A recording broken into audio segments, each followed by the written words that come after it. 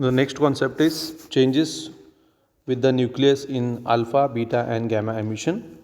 Means what happens to the nucleus of an atom when alpha emission take place, what happens when beta emission take place, and what happens when gamma emission take place.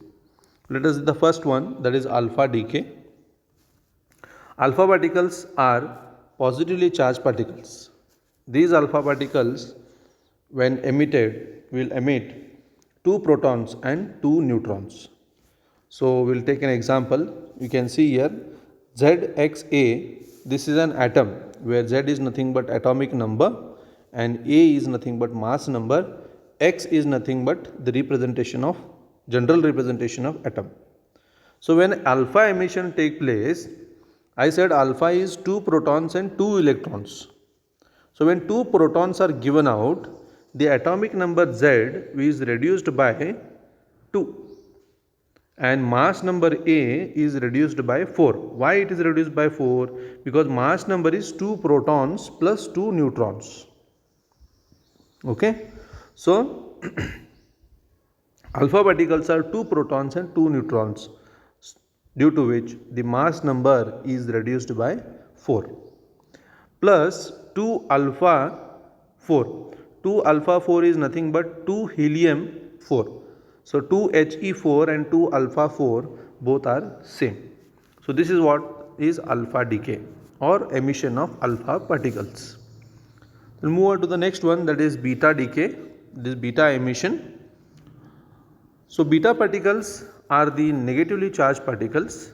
If I say negatively charged, it is nothing but electrons. So when one beta particle is emitted, one electron is given out by the atom.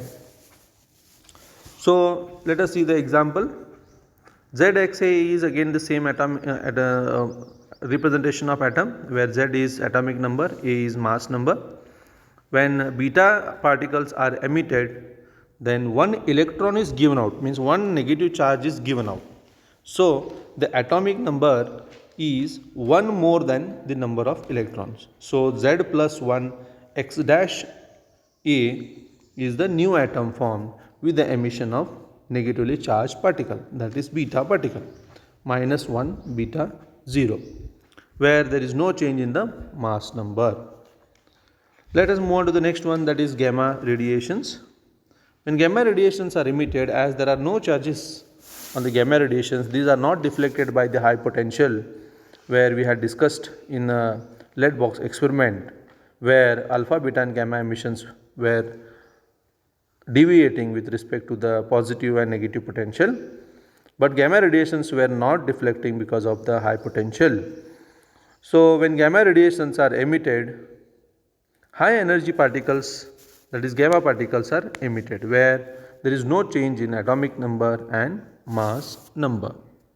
So these are the changes within the nucleus when alpha particles, beta particles and gamma particles are emitted.